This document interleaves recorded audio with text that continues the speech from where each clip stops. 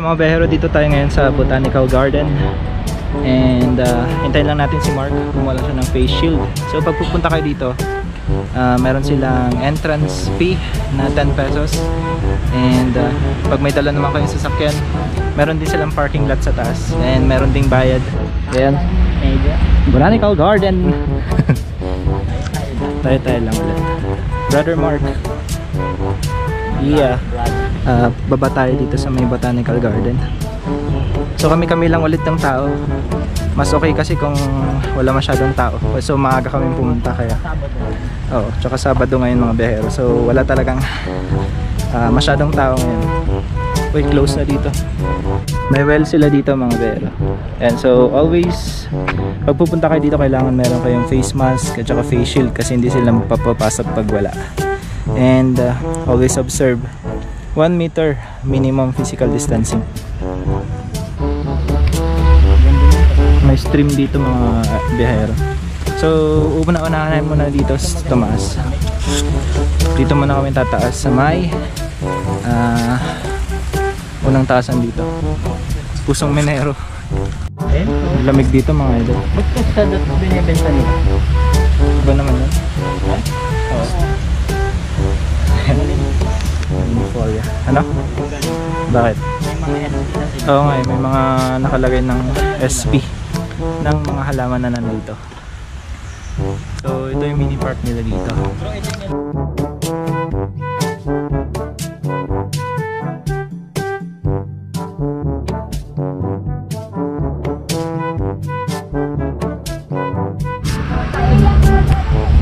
May mini stream dito mga behero. So tumaas lang kami dito banda. And may nakita kaming mini stream. Wow, solid. Ganda. Hindi ko alam kung natural to or man-made, pero solid. Ang ganda.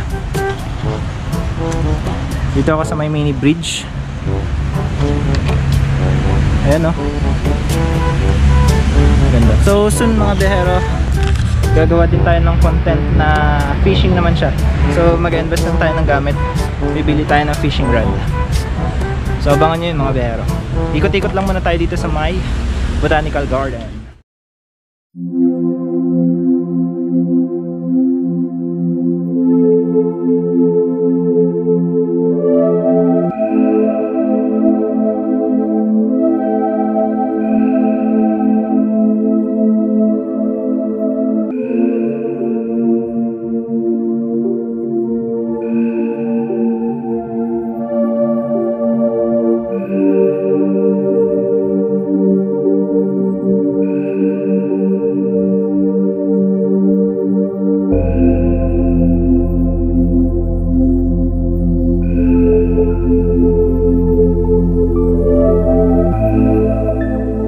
Pababa na kami dito sa may pathway na to. Tignan namin yung cave ngayon mga behero. Pasok kami dun sa loob. Check namin kung ano yung mga makikita natin sa cave. Pero short lang naman to. Iikot lang tayo dun. Let's go! Bro Mark, tara! Let's go! Nakaalis na kami dun sa may pathway sa taas. Try namin dito sa cave naman kami mga behero. So may nakita kami ditong falls, mini falls. Ayan o. Solid, montage muna tayo.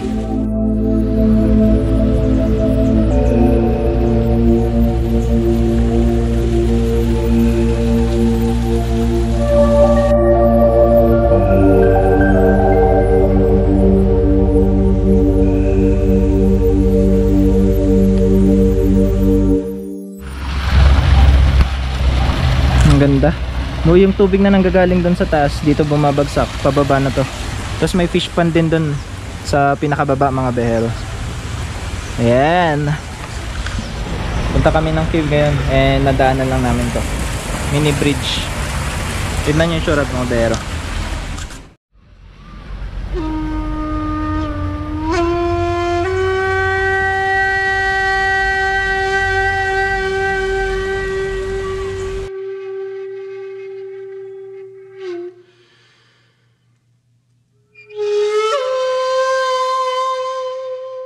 Ayun, so paikot lang pala to mga bero. Nakaikot na kami and pupunta na kami dun sa cave. Ayun, nakalabas na kami dito. Check natin yung cave dito banda mga bero. Ayan, Philippine Mine Safety and Environment Association Botanical Garden.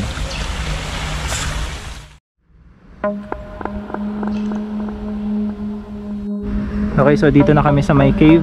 Papasok sa cave. Check ko mga bero kung may tubig, wala pala. So ito yung papasok sa cave mga behero.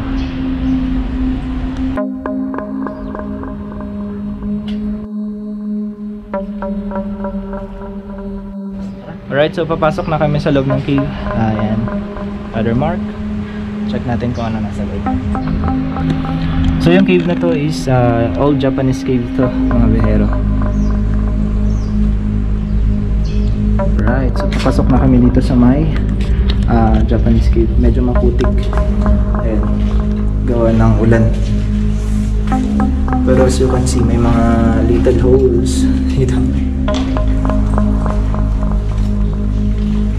Wala akong flashlight bro. May wala akong flashlight.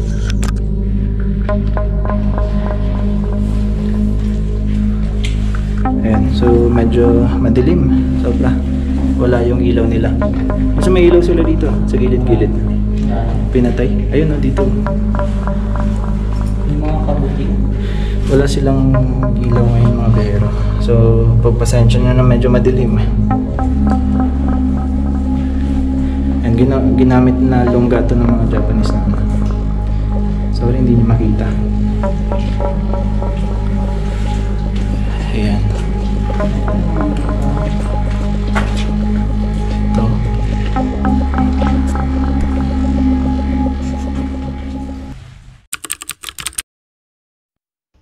Nang sakupin ng mga Hapones ang Pilipinas taong 1941 noong World War II, ang kanilang hukbo ay nagtayo ng isang serye ng mga tunnels sa ilalim ng Baguio upang itago ang kanilang mga kagamitan. Ngayon, ang bibig ng isa sa mga tunnel na iyon ay matatagpuan sa Baguio Botanical Garden, isang madilim na yungib sa ilalim ng matatayog na puno at halaman. Ang mga tunnels ay napakadilim na bumubuo ng isang underground loop sa ilalim ng kalsada sa itaas. Sa loob ng maraming taon, kumalat ng usap-usapan na ang mga tunnels ng Baguio ay may nakatagong kayamanan ni Yamashita. Ang mga bulong-bulungan na tulad nito ay nagsimula sa iba't ibang panig ng Pilipinas, dala ng napakaraming yaman na ninakaw ng mga Hapones. Noong 1945, ginampanan ng lungsod ang formal na pagsuko ng Japanese Imperial Forces na minamarkahan ng pagtatapos ng World War II. At marahil ang kahalagang pangkasaysayan na ito ang nagpalakas ng imahinasyon ng napakaraming mga bisita na naghahanap ng katotohanan sa likod ng mitolohiya.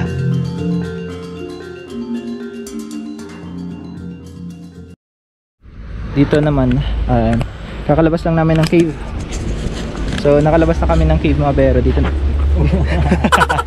Madudulas pa tayo. Pangalawang dulas na to nang dati sa may Japan. Sa may bamboo. Pangalan nun, Bamboo Eco Park. So ang dami na lang Buddha dito. Ayan. Mula dun sa pinakababa hanggang dun sa taas mga behero, may mga Buddha. And yun yung nakikita nyong red dun, yun yung arko ng papasok ng Japanese tunnel. Ayan, bababa na tayo. So kung napapansin nyo, baka sabihin nyo labas kami ng labas.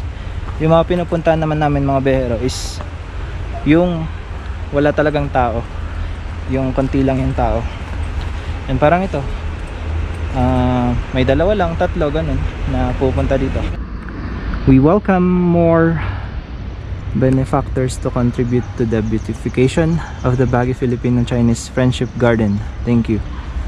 Kaya pala ganito yung kanilang team dito, Filipino-Chinese Friendship Garden ang tawag.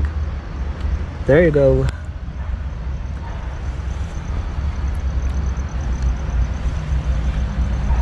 Ganda dito mga behero. So you can see, ayan. Kita nyo naman no, dalawa lang kaming nandito. Kaya Yan, iniiwasan talaga namin yung makipagsiksikan sa mga tao. Kaya pinipili namin yung mga lugar na minimal lang ang mga pupunta. And so far ngayon wala naman masyadong tao. Kami lang dalawa. May mga tatlo lang kanina or isang family siguro. Pero yan. Ang ganda ng lugar. Dito lang yan sa Botanical Garden, Baguio Botanical Garden. Alright, ito yung pasok papunta dun sa Filipino-Chinese Friendship Garden.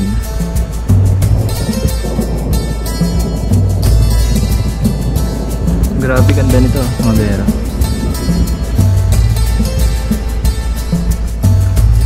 Nakagaw lang yung attention ko dito sa may parang fish pond nila na ang daming lilis.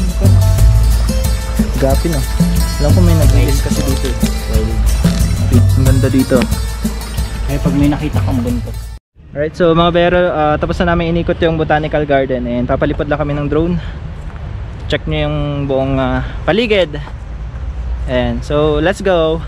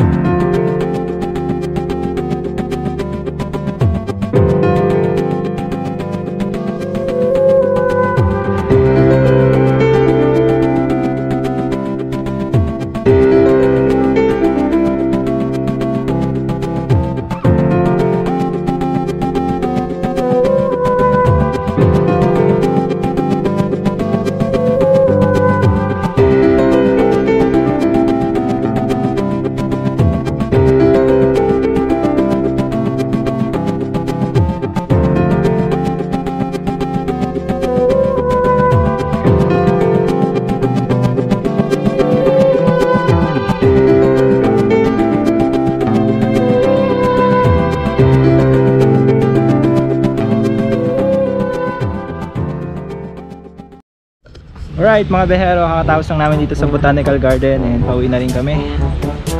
Sana na-enjoy nyo yung vlog namin ngayon ni Bro Mark. Bro Mark. I-subscribe nyo siya sa kanyang YouTube channel. Meron din siyang mga cinematic shots. Baka gusto nyo i-visit. So yun lang, di na namin papatagalin. Alis na rin kami dito. Thank you so much sa mga sumusuporta sa atin. Mga behero natin dyan na solid. Thank you so much. Peace out. And ayun lang, maraming salamat. Abangan nyo na lang yung mga next vlogs namin. Baka mag-fishing kami. So mag-invest lang kami ng fishing rod. Baka may mga suggestion kayo or may mga nag-out dyan ng fishing rod, baka naman. Yeah. So bye mga behero. Remark. Peace out. And mo na.